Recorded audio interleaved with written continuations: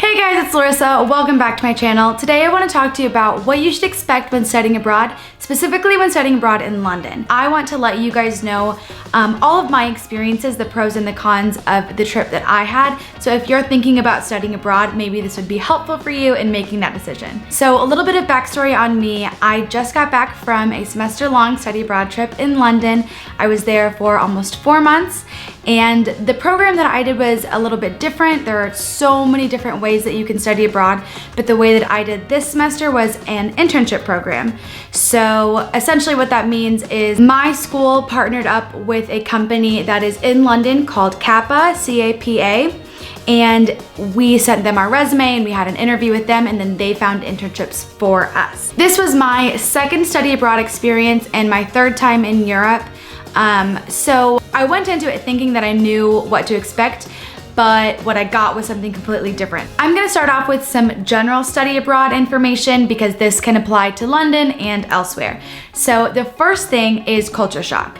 I personally didn't really experience that much culture shock in the first 3 weeks I was there. I had already been to London previously, I'd already been to Europe, and I kind of thought I knew, like I said, I thought I knew what I was getting myself into, and I didn't.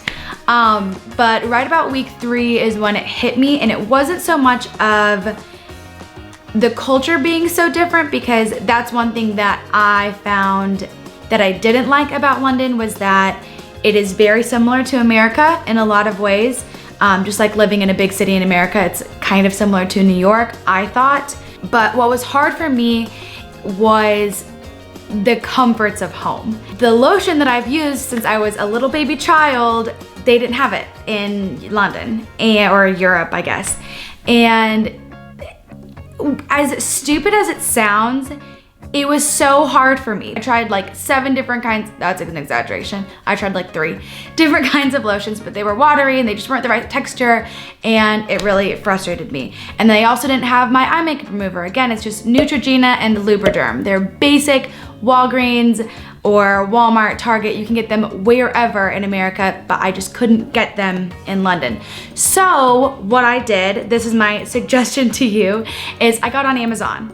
And it took less than a week to get there. It was super cheap because the products are super cheap, and they just got shipped to a nice Amazon pickup location, which was maybe 5 minutes from my flat. I just walked there, punched in my code, got my stuff, went home, and had a great day, great life.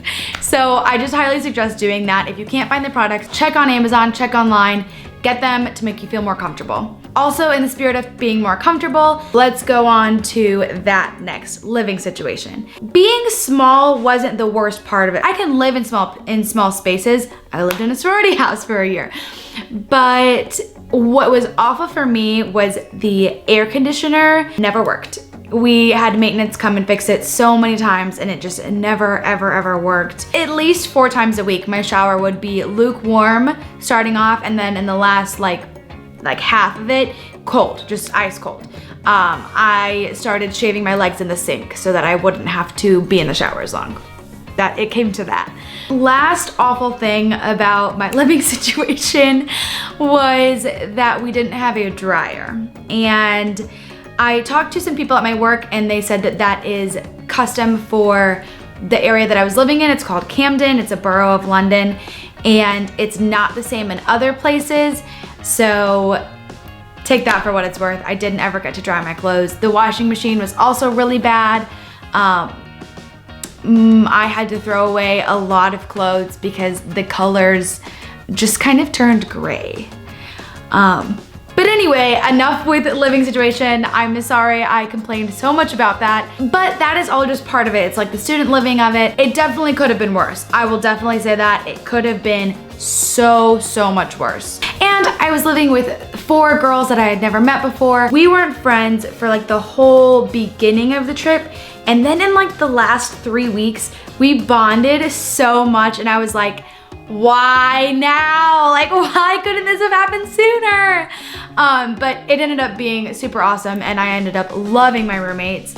But there's that too, living with strangers is tough. It's all part of the experience. And I just realized that I started that whole thing with talking about culture shock, Again, I really didn't experience that much culture shock being in London, but I did experience being very lonely. That was really hard for me. It was hard because there's such a big time difference between my home and London. So when I did want to talk to my friends, either I would have to stay up really late at night or get up really early in the morning, and they were in school and my parents work and have lives. So a lot of times I would like just really need to talk to someone and it just wasn't possible. So that sucked. But I feel so bad talking about all of these negative things. But the thing is when people have been asking me, now I've been home for almost a month, and when people ask me, oh my gosh, I saw your trip, like I followed along, like it looked so great, like what was your favorite part, like you look like you had the greatest time of your life. And I did, and I absolutely did. But it's hard for me to only look at the positives because there were so many negatives also. So I'm just trying to give you an evenly split positives and negatives, just so you know what you're getting yourself into. Okay, so on to happier topics, meeting locals. That is one of my favorite parts about traveling, is meeting the people that are from there and hearing their stories and just getting to know them and seeing how different our lives are and how different everything is just so different in their language and their culture, and it's just so much fun. So definitely don't shy away from meeting locals. I'll get into that a little bit more later though. So next topic, traveling. I obviously love traveling, but there's a fine line between traveling too much and traveling enough and whatever, and that is a line that you have to make for yourself. It can be really expensive to travel. I will say though, it is so much cheaper to travel while you are there. A round trip ticket from Missouri to London is like nearly $1,000. A round trip ticket from London to Greece, about 50 pounds, which is like 65 US dollars. So while you are there, why not travel? I don't understand why you wouldn't. I take that back, I do understand why you wouldn't, and this is why. The benefit of staying in the city is you get to learn the city more. And in London, there is so much to do. Even the locals, like I would be talking to people and I would mention things that they had never heard of because it's such a big city. Literally the possibilities are endless. I was trying to get out and see as much and do as much as I possibly could, and I still left with regret of things that I wish I could have gotten to do that I didn't, because I just didn't have the time.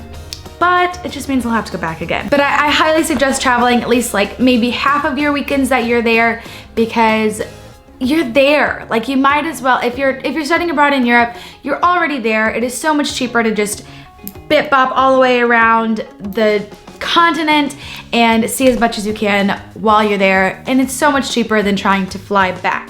Okay, I have 3 more things that I want to say about studying abroad in general, and then we will move into London specifically. So number 1, get a local phone / local phone number. I have AT&T, so I just had to pay off my phone and have them unlock it for me. It was super quick, super easy. I just did it online. It was unlocked by the next day. Then once you get to London, you have to pick what carrier you are going to get your new local phone number in. There is O2, 3, and Vodafone were the options that were given to me by my university because they needed to have our phone number for emergency contact situations, which actually ended up happening because I was there during the Westminster attack, so it's a good thing I had a local phone number. I went with O2 because they had the most data and texts for the cheapest price. So that is what I went with, but the decision is up to you, obviously. But I believe the best carrier to go international with if you don't want to get a new phone is T-Mobile. Erin, the girl that I traveled with, she had T-Mobile and she had unlimited texts and unlimited data, and it costed money to make phone calls, but if you just do that on Wi-Fi over FaceTime audio or FaceTime video, then it's free.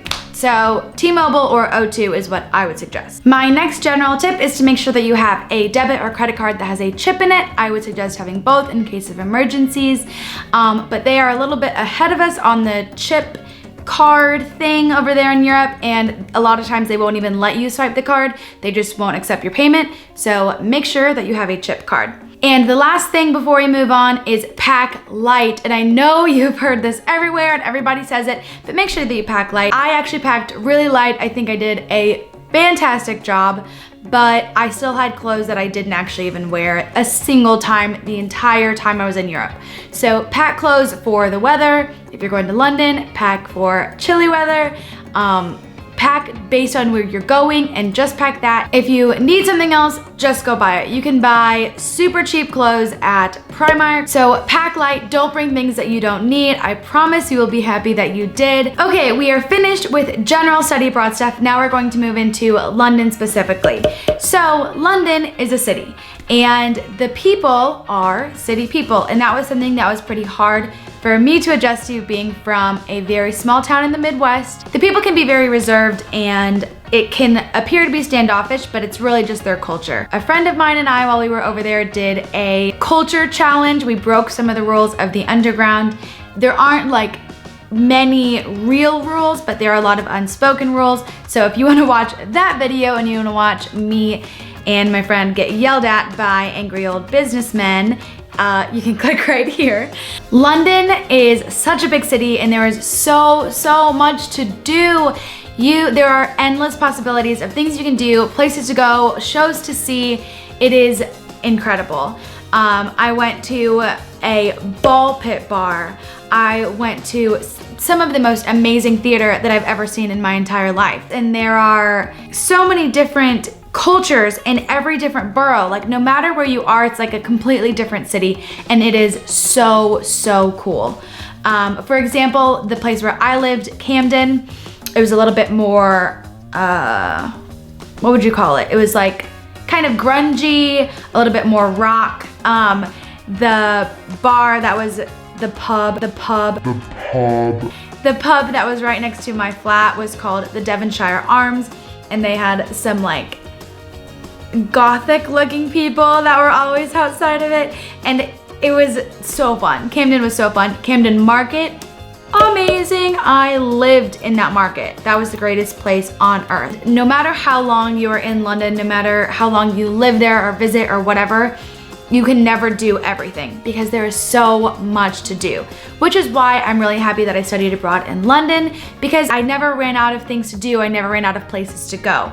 It was very cool and it really opened me up to the idea of moving to a city, which I'm hoping to do in August. Okay, another big tip is to spend your money on experiences, not things. I came home with very few souvenirs, like very few things for myself, only a few things for friends and family, because I would rather spend my time and money going to visit a cool place or experience something that I'd never experienced before, rather than have a knick-knack that's just gonna sit on a shelf somewhere. So spend your money on doing things. I studied abroad in the spring, so I was there from January until the end of April, and the weather was pretty awful the majority of the time that I was there, and that is just normal for the Northern Hemisphere. It would have been awful if I was in Colombia taking classes also. Because of that, because of the weather, part of me wants to suggest studying abroad in the fall.